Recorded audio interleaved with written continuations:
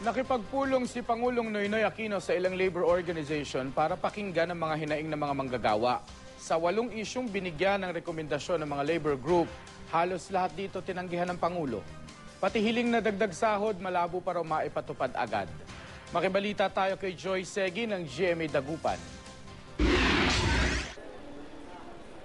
Aabot sa 400,000 trabaho ang pwedeng applyan ng mga Pilipino sa job fair bukas bilang paggunita sa Labor Day. Ayon sa DOLE, magkakaroon ng 75 job fair sa iba't ibang bahagi ng bansa. Gaya na lang sa Davao City kung saan naabot sa 30,000 local at overseas jobs ang pwedeng applyan.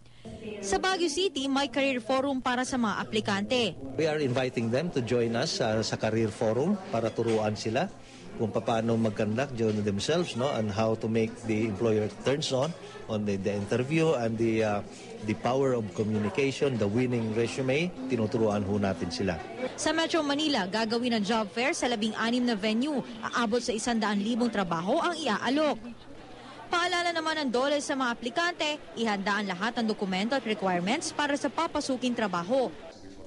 Nakipagpulong naman si Pangulong Noynoy Aquino sa 18 labor organization kaninang umaga. Isa sa mga isyong pinag-usapan ang contractualization. Ayon sa Pangulo, hindi pwedeng i-certify as urgent ang hiling na security of tenure bill dahil hindi raw ito emergency. Idinaing din ng mga labor sector ang umano'y labis na ipinapato na buwis sa sweldo ng mga manggagawa.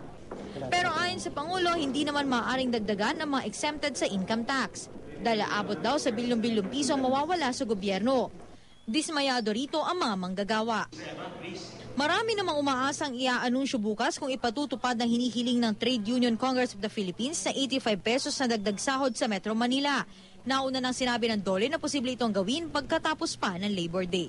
Joy Segi, Nagbabalita, Pilipinas.